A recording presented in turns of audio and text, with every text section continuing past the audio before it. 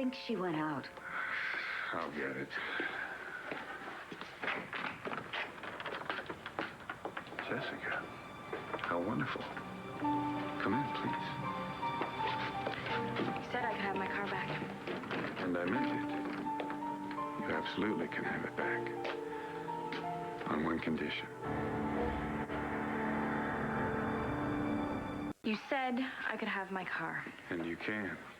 So let's skip the one condition, okay? You said the air filter came, right? Jessica, all I'm asking is that you spend some time with me. Keep your one condition. Please. Let's just walk out to the garage and I'll install the part. And we can talk. And then you can be on your way. No harm in that, is there? I mean, obviously you do want the car or you wouldn't have come.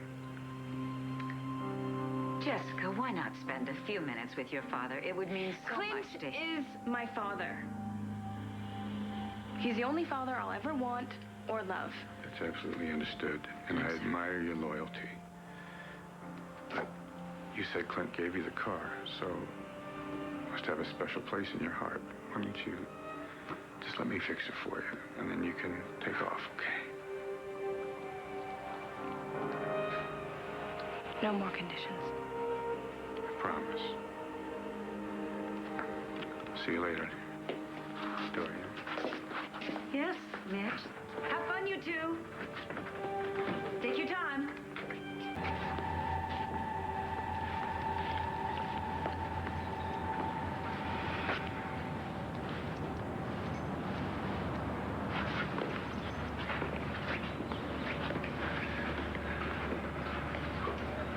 You've missed it, haven't you?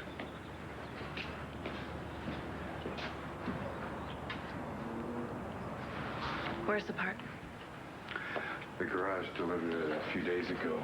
It's really very simple. I could install it for you. I can install it myself. I just want to get my car and go, okay? You promised that we would talk, remember? What could we possibly have to say to each other? You've taken my mother's home, her newspaper, and everything else that she's inherited from her father. Oh, what if I gave it back? Would you let me be a part of your life then? Would you let me be a father to you?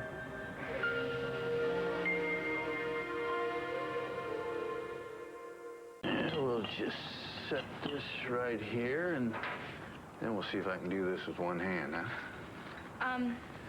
Did you set the carburetor for the right air fuel mixture? You do know about cars. Not new ones. But my dad did teach me a lot about this one. Yeah, well, we'll make sure that Clint knows that the carburetor's been adjusted.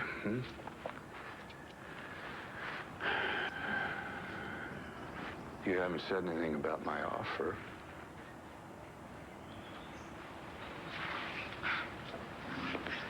I'm not interested in making any deals with you. Love isn't about deals. And love certainly isn't about how you've been treating me. I've never treated you in any hurtful way, you know. Don't you understand that when you hurt my family, you hurt me? Why don't you see that? Didn't you ever have a family? Yes. Well, then, why can't you understand how important mine is to me?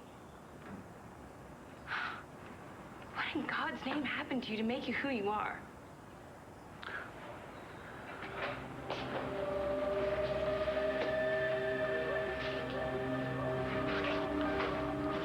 Come on, you said you wanted to talk. Enlighten me. All right. I will. Afternoon. Good afternoon, Mr. Buchanan. Lois, my goodness. Hello, Mrs. Davidson. I took a chance that you might be home. I'm supposedly in the middle of doing some household errands. Come in, come in. Go ahead, all the way in. I wanted to give you this. I'm going to have to get it back to the house right away. A prenuptial agreement? Yes, ma'am. Well, I mean, it looks kind of standard enough. Oh, wait a minute. If the party of the first part, Mitch, should die of suspicious causes, then the party of the second part, Dorian, cannot inherit any portion of the estate. Where did you find this? In Mrs. Lawrence's bedroom. My childhood wasn't exactly idyllic. I grew up in a very isolated rural area alongside a lake. My father was an evangelical minister. Life was pretty hard. Money was so tight, sometimes we didn't have anything to eat. Father said that suffering was good for us, though. You know, pain strengthened the soul. I guess my mother thought otherwise. She ran off with another man. My brother Walker was only 6. Father said it was our fault that she had run off. He had a very effective way with words. He used them like knives. Never touched us except in anger, never hugged us, never even smiled at us. But he did believe in prayer. The man prayed for hours. And he made sure that we did too. We prayed every day in the broom closet. In a closet? He would lock us in there without any light. See, anytime anything went wrong, if the floor wasn't spotless or we hadn't tucked the sheets tightly enough, that was just more proof of our sinful natures. We were our mother's sons. Her sins were on us. We had been just as disloyal to him as she had been. One day, Father came in and he found a broken drinking glass under the table. He looked at me. He looked at Walker. And he told me to get into the closet. I don't know what got into my head, but I said, hey, I'm not going to be punished for something I didn't do. And man, I ran as fast and far as I could. I stayed away till nightfall. When I came back, I found my father sitting in the darkness, alone. He told me that my little brother was dead. He told me that he had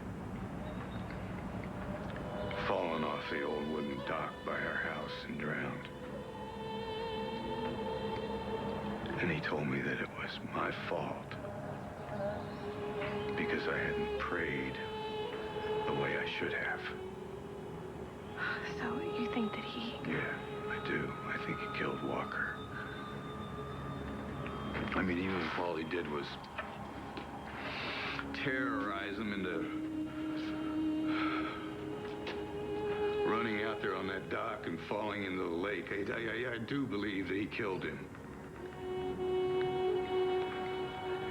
And then the next time he told me to get in that closet, I did. Because I had broken that glass. And my father was right. It was my fault. It was all my fault.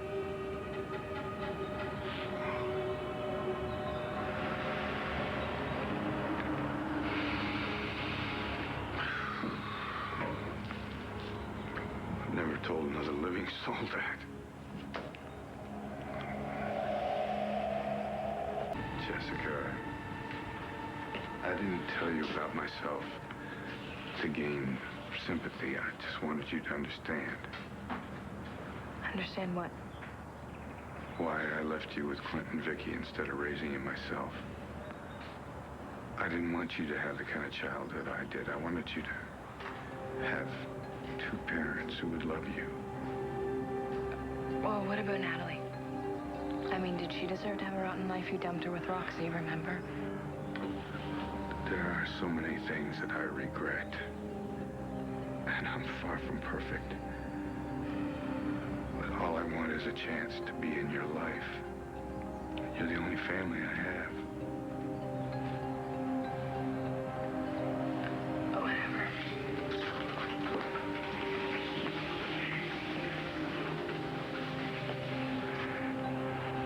I know this may be too much to ask. But do you think I could just hold you for a moment? No, come here, honey. I could never hurt you. Don't you know that by now? I would never do to you what my father did to me. Forget it. We're done here. If you just could see how much I care. I don't feel like being hugged right now, okay? Okay, I understand. Could we just sit together? Just take my hand and we'll sit. I said get away from me. Jessica, I'm your father. You're not.